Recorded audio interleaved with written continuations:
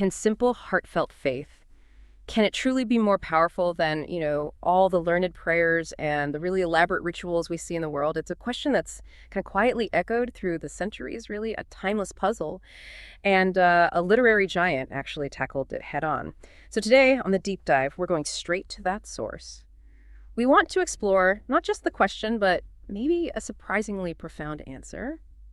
Welcome, everyone. I'm your host, and I'm genuinely excited today to guide you through Leo Tolstoy's short story, The Three Hermits. It's incredibly impactful. This isn't just a story you read. It feels more like a direct pathway to understanding the essence of true spirituality, maybe deep humility, and what it really means to connect with something bigger than ourselves. So our mission for this deep dive, we'll unpack the narrative layer by layer. We want to reveal its core teachings, which can be quite challenging, actually, maybe counterintuitive, and then connect those old insights to our modern world, which often feels, pretty complicated. We're here to really pull out those essential takeaways. So you leave feeling truly well-informed and maybe, just maybe, a little awestruck by how simple it seems.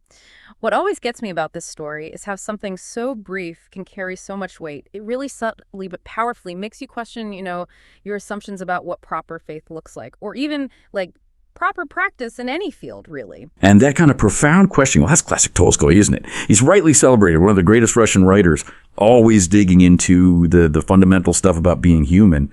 And yeah, many people think of his huge epics, but The Three Hermits, it perfectly encapsulates his philosophical core. It just proves that really deep wisdom doesn't always need, hundreds and hundreds of pages.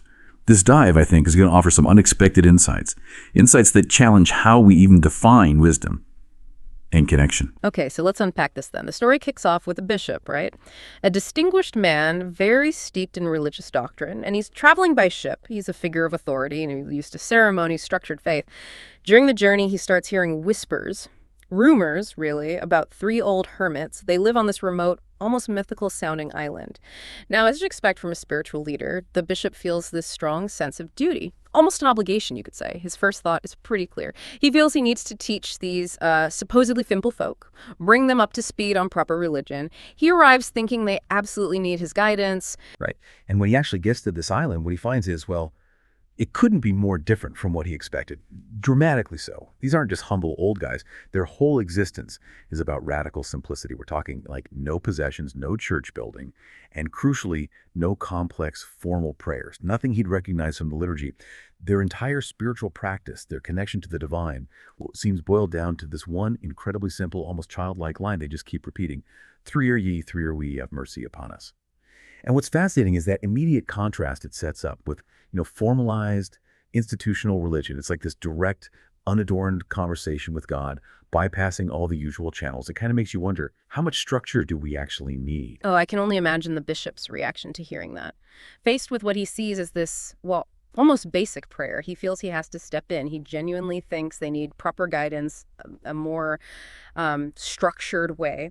So he sets about teaching them what he considers the correct prayer, the Lord's Prayer. And the story really shows their struggle, their genuine effort to memorize it. It highlights their sincerity, even though they find it really difficult, the length and complexity. They truly want to learn what this respected man of God is teaching them.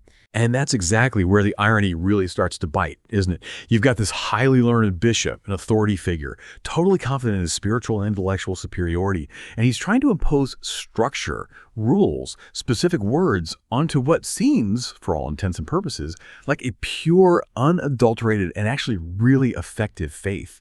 It creates this amazing tension, this clash between, let's call it the wisdom of the world, the book of learning, the traditions, and the wisdom of the heart, which these hermits just seem to get. You see that tension everywhere, right? Like when a rigid corporate policy just doesn't work with the common sense way people actually get things done, or when some super complex system ignores simple truths.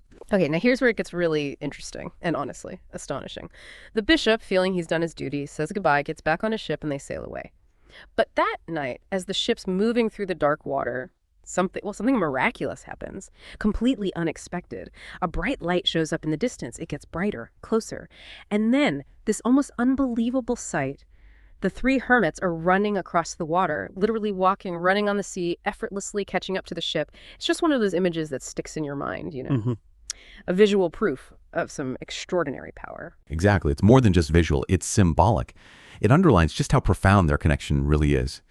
And the reason why they perform this miracle, this impossible chase across the sea, It's just as moving. It wasn't that they were being disrespectful or careless. No, they just humbly, earnestly confessed they'd already forgotten the Lord's Prayer. They were asking the bishop to please repeat it for them. And this raises such a key question for us, doesn't it? Why would they forget something supposedly so important if their own connection was already that deep? It hints that maybe the correct words, the fancy liturgy, maybe that wasn't the point at all for them.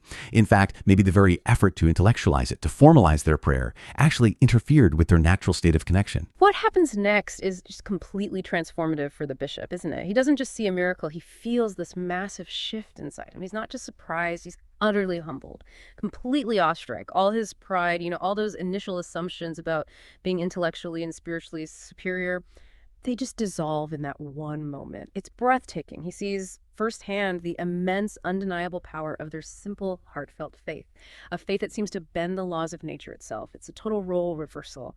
The teacher becomes the student in the most dramatic way you can imagine. And what's truly fascinating is that aha moment the bishop has.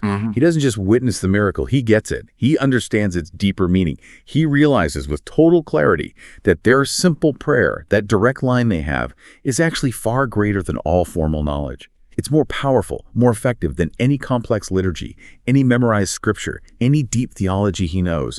And in this deeply symbolic act, he bows down before them, totally changed, and says, "Your own prayer will reach the Lord.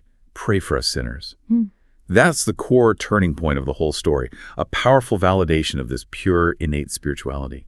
And it's a clear message, isn't it? That true wisdom isn't always found in books or structured teaching. It's a challenging idea, especially today when we value expertise and formal learning so highly. Right.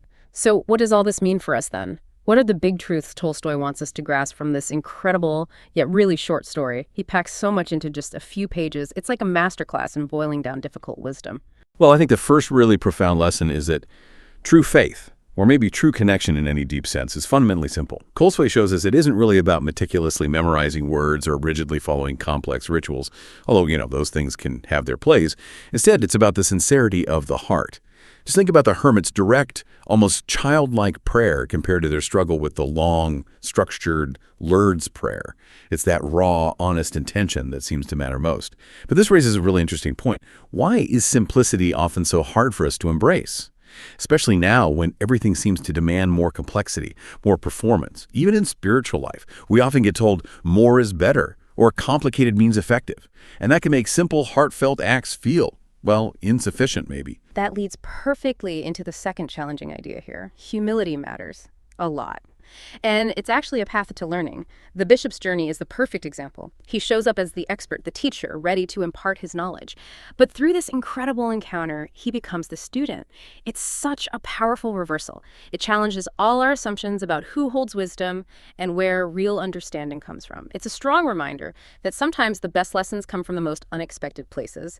And only when we let go of our pride, our assumptions that we know it all, can we really learn what's important. Don't we kind of see this temptation for experts in all sorts of fields to impose their structured knowledge even when a simpler, more intuitive way is already working just fine? Exactly. And if we zoom out, connect this to the bigger picture, Tolstoy is also saying that genuine spirituality goes beyond human-made rules and institutions.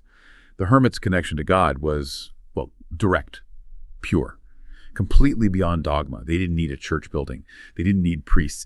They didn't need a rule book or some complex theological framework. Their faith just was. This really highlights that authentic spiritual experience isn't necessarily confined by the boundaries we create, the structures, the prescribed forms. It's more like an open channel. And just to clarify, when we say beyond dogma, we mean a connection not tied down by fixed beliefs, official doctrines, or specific rituals. It's more spontaneous, unmediated. Yeah, and building right on that, Tolstoy reinforces the idea that what the divine, or maybe truth itself, responds to is authenticity. It's not about perfect delivery or eloquent prayers or following a specific method perfectly. It's about being truly, genuinely yourself.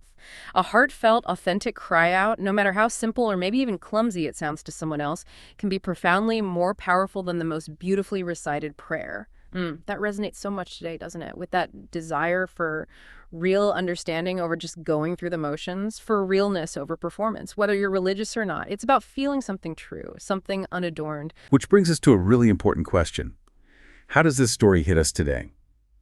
In our world, which often feels so relentlessly complex, so hyper-structured, We live in a time where religion and spirituality are often tied up with huge institutions, specific rules, carefully defined dogmas. But it goes beyond just formal religion, too. Think about all the rigid mindfulness programs out there, the complex self-help systems, even the sort of performative spirituality you sometimes see online. We're constantly being shown the right way to do things, the expert-approved method for everything. That's such a crucial point. Tolstoy's story is like this gentle but really powerful counter-argument to all that cultural pressure for complexity. In a world that's always pushing us towards more frameworks, more elaborate systems, better techniques for everything from meditation to personal growth, this little tale reminds us that the real essence of connection, spiritual, personal, even professional, isn't always found in complexity. It's often in profound simplicity. It tells us that true prayer or true connection isn't about having all the right words or following every single step perfectly. It's about cultivating an honest heart, an authentic inner state. Indeed. Think about how we often measure success or devotion. It's usually by how well we follow the system, by the outward performance. But Tolstoy forces us to ask, what happens when that system actually gets in the way of the direct, simple connection? What if our endless search for the perfect technique, whether it's in mindfulness or self-improvement, actually creates more distance from the very presence or peace we're looking for? The hermits didn't seem to be striving for spirituality, they just were spiritual. That's a pretty radical idea for our goal-driven society. It really is. So many of us, and I include myself here, can fall into that trap. Thinking that to be truly devout or truly effective or truly enlightened, we need more books, more workshops, more complex methods. Tolstoy, through the bishop's humbling moment, is basically asking us to just pause. They consider if maybe we're adding layers when what's really needed is subtraction. It challenges the whole idea that expertise always equals truth, especially when it comes to matters of the spirit or the heart. It's a powerful call to look at our own biases, our tendency towards complexity, and maybe find some freedom in letting that go. Precisely. The wisdom of the world often links value with difficulty, with effort, with intellectual gymnastics. But Tolstoy shows us that some of the deepest truths might lie just outside that framework, in places of just unadorned authenticity and natural knowing. It's a deeply democratic message, really, suggesting that the most profound connection is accessible to anyone, regardless of their education level or their ability to master complicated doctrines. It's timeless. It just cuts through all the noise of our information-heavy age, reminding us to listen for that pure signal. So as we wrap up this deep dive, let's remember Tolstoy's The Three Hermits as this gentle but incredibly powerful story. One that challenges us to look beyond ritual, beyond the external stuff, even beyond our own intellectual pride sometimes. It invites us to find the divine or truth or just genuine connection within sincerity, within humility, and within the elegant, often missed power of simplicity itself. Absolutely. So the next time you pray or meditate or even just reflect on your place in the world, maybe remember what Tolstoy showed us through these hermits. It's not really about perfection or counting the words or the complexity of the method you're using. It's fundamentally about authenticity, about the pure, unadorned intention coming from your heart. Thank you so much for joining us on this deep dive into Tolstoy's quiet wisdom. We really hope you carry these insights into your own reflections. Maybe embrace the radical value of simple, heartfelt connection over just rigid adherence. May it inspire you to find your own aha moments out there. Until next time, keep digging deeper and always, always keep seeking that pure signal.